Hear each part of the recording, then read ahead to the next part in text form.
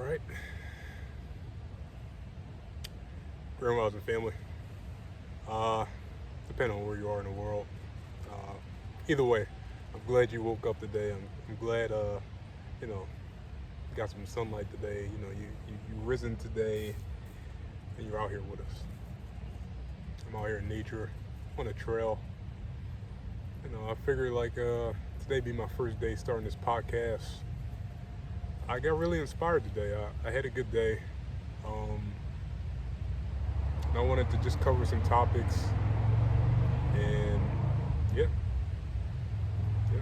I've been feeling really good. I've been on a healing journey myself for a while now. I think we all are. We're all on a healing journey.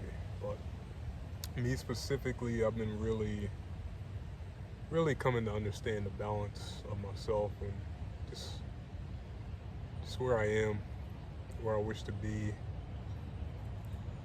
where I'm headed. And along that journey, I came to understand a lot about myself and like my emotions and human nature.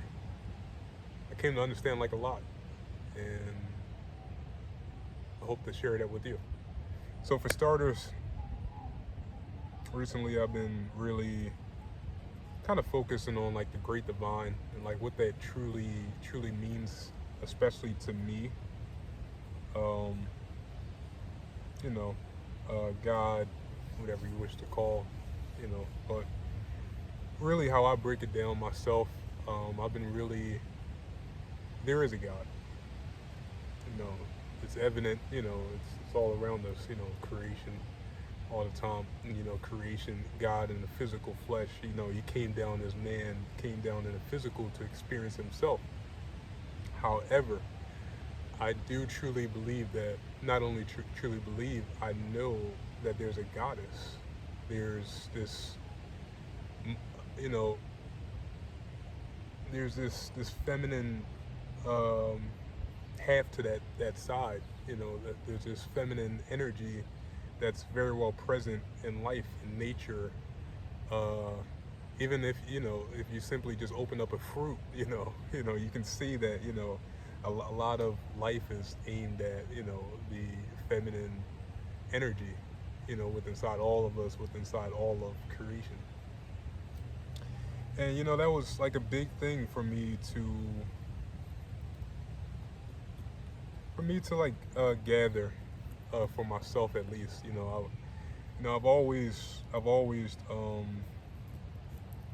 I've always had, I've always dug into different religions, since always, to be honest. I've always, I never truly, um, I want to think of the best word. See, that's, oh, damn it. My phone's dying. But, but I never fully accepted any one religion in a sense, especially more Western religions. Um, they've always been more. They all religions, everything in life has truth to it. Everything in life has knowledge in it. Within every good joke there is a partial truth to that joke. But one thing that I have noticed, at least in the Western religions and philosophies, is that it's mostly geared towards like masculine, mostly geared towards only one figure of God being a he, him, the eternal masculine energy. Uh, but across different religions, but I never fully conformed to that. I never like really fully gave in. I did understand that yes, there is something way old as forever, and I wanted to explore that since I was about 16. I wanted to learn more. I started studying on Buddhism, Kemetic knowledge. I started studying in like directions um, that made me question everything, question life, question everything. Like in the society, mainly it's mainly projective. At least in our, the American Northern American side of the world, it's mostly projective, like hyper masculine. It's mostly honoring men, mostly honoring a king. Like the queen is in the background. It mostly talks about how like the greatness of kings, but never really fully talks about, or if really at all, really gets into the beauty of a queen, the beauty of that feminine energy, the beauty of that nurturing energy, that mother naturing energy that's very well present at all times. You know, and I think that plays a big part in our society. It plays a big part in why women are mistreated, and kind of for a long time they played the background role, or they haven't really been given the respect that they truly deserve, the glory that they truly deserve. It like to that feminine, that to that I don't know how to best describe it, but that mothering energy is truly amazing. Truly, like, when I say everything in this world that is organic points to that there's as well this eternal feminine energy. you know like I said, whether you crack open a fruit and you just look at it yourself, like an orange, an apple, everything is showing that there's clearly an energy that's not only the protecting provider, but also that feminine energy that turns a house into a home. You know, going back to fruit, fruits are not only are they in the in a reflection of a woman, but they also even have they have seeds. They have seeds that also, once you get done, eating the fruit, you plant a tree. You provide more for, your family, provide more for your community, provide more for those that you care about, provide more for those around you. That's what I'm getting at here. There's clearly like a big chunk to the story that isn't really talked about, and I've just now in my life, recently, within the past few months, have really began to come to a real understanding of that. You know, I had to understand fully, completely what that dual energy mean, that kundalini energy, that masculine and feminine, that projective but also receptive. And that not only has changed me as a better man, but how I deal with certain interactions, like um, it's not always about like how much you can provide or how much you can protect. It is also about, can you understand? Can you empathize? Can you truly receive, and what someone's trying to get off to you, tell you, and it's helped my conversations. It's helped my true understanding of people just in general. I truly found like a better understanding of like life. Like I said, I look at everything now. Like I look at it. I look in the trees, and I literally, every single part of life is every creation of life is cared for. There's fruit so high up on certain branches that only birds can get to. There's fruit for the squirrels. There's these bigger fruit for humans to eat of. Every part of life is provided for the same way, a mother provides, a mother takes care of her children, you know, and it's truly magnificent. Is what I'm getting at here. And because of how magnificent it is, it only fully encouraged me more to learn more about that feminine energy. And that goes back to like what I was saying earlier about the our society and the times that we live in. The thing, at least where my family and we're from, in the city, it's the kids, they're not in tune with their receptive side. Our women have had to put up a more masculine energy. They had to be more projective. Our boys, our sons, they don't feel like they're being heard. They don't feel like they have anyone to talk to. That receptive energy, that listening, understanding, overstanding is not present. It's they're so tough on us. We're supposed to be like these robots that simply just work and get ready to pretty much just have children and indoctrinate them into the same ways. Like this whole everything. If you actually sit there one day, you actually look at all of the concepts of not only this country, but just the way of life it has been for our elders and our elders, etc. It's been mostly geared in towards a hyper projective avenue.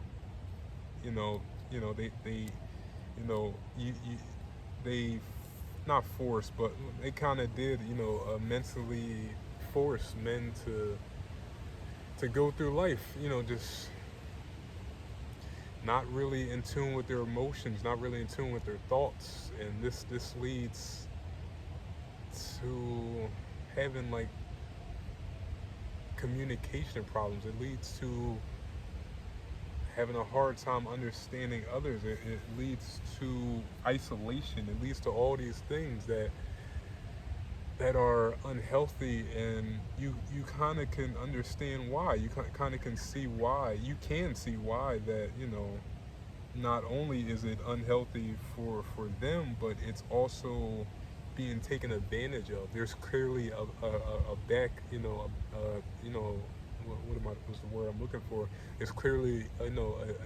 entities. It's clearly people in the background that profits off of this. They profit off of our suffering. They profit off of our destruction of our community. They profit off of our men not being able to fully understand our women, fully being in tune with our women.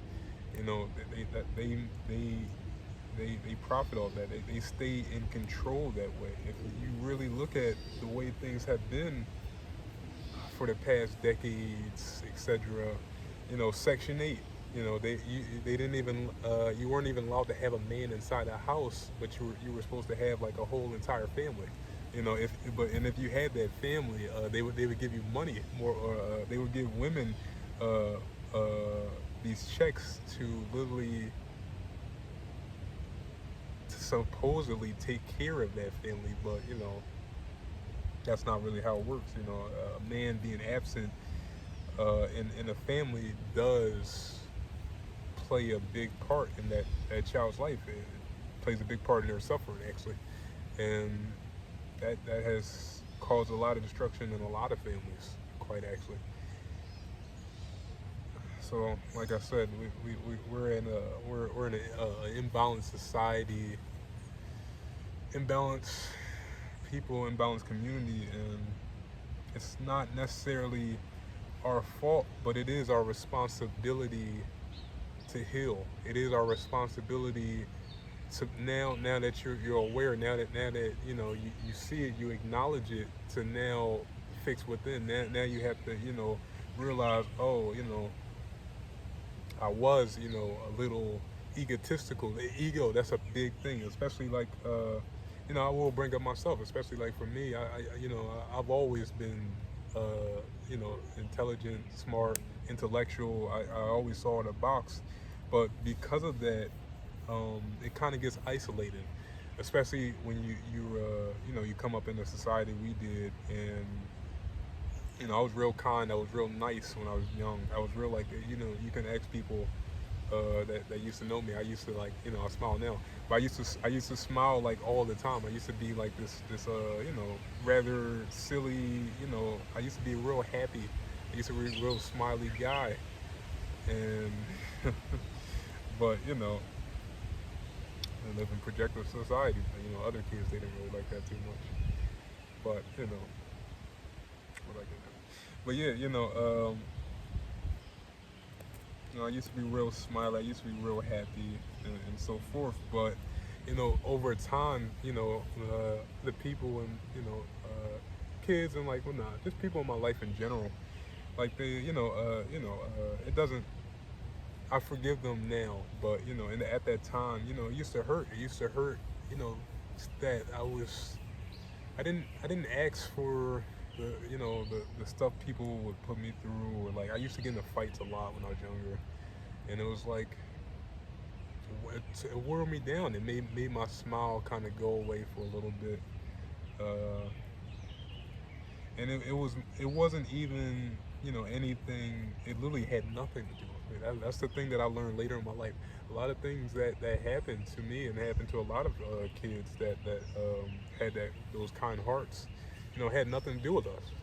It actually had things to do from their own childhood. It had a lot of things to do with what was going on in their own house, going on in their own life. That even though sometimes we be great friends even afterwards. I really did forgive and love a lot of people, like even after a lot of situations, because I understood at a young age. But like I said, it does wear you down, and it did it did eventually start to isolate me. It did eventually. I became more intelligent. I became more, not only more emotionally intelligent, but I started to learn more of this world. And people, the video kind of the video kind of cut out there, so I'm gonna finish up here. I know it kind of got a little darker. You might not be able to see me, um, but yeah, kind of pretty much like it started to isolate me, and that's why I understand like a lot of our kids now. I understand like a lot of kids I see walking by, growing up, a lot of kids that I interact now. I'm a lifeguard now, so like that's like perfect. I like I get to like talk to them. I get to talk to the youth, especially the youth. Our youth is so important. Like I get to like really talk to the youth about like expressing their emotions and whatnot. Cause I know myself. Like I knew myself as a younger kid. Like I said, I got into like a lot of fights and whatnot. So it kind of did like kind of like it kind of made me go in the house. It kind of made me like I was like it's nothing really good going on. Just a bunch of assholes at that time, jerks and whatnot. So it kind of made me into like one of those kids. But yeah, I want to finish up here because it is getting dark and it is getting late. Probably get home. I did buy, I did get something to eat. I'm pushing for alkalinity. I'm like raw vegan right now, and I just went to go get some hummus and some papa ganoush and whatnot. But yeah, I want to finish off with saying we really it's really really imperative. It's really really a must that our people, our community, our tribe, our soul family. I love you out there, soul family. That we truly come to understand and come to completely harmonize with receptive and projective energy, feminine and masculine energy. Once we fully come to that, we will fully be a healed generation, society of people. Our children will be safe to express themselves, to fully understand what it truly means of unconditional love. And that is all I have for you guys. I'm going to be more consistent with these. Like I said, you know, this is just my first day. I know the camera quality is probably not too great. I'm going to like work at this and whatnot. Just going to continue to get better. But I wanted to drop this out. I wanted to like stop putting this off. I wanted to, you know, I'm listening to Diddy. I wanted to lock in on my dreams. I wanted to lock in. So I wanted to fully drop this out. I don't, you know, but yeah. But peace and wellness, family. You know, embrace your Kundalini energy, embrace that feminine, embrace that masculine energy. You know, tell your loved ones you love them. Um, you know, truly try to understand the other. Truly try to understand the times that we live in, and I will talk to you guys soon. Peace and wellness, peace and abundance. May you guys accept the great divinity within you.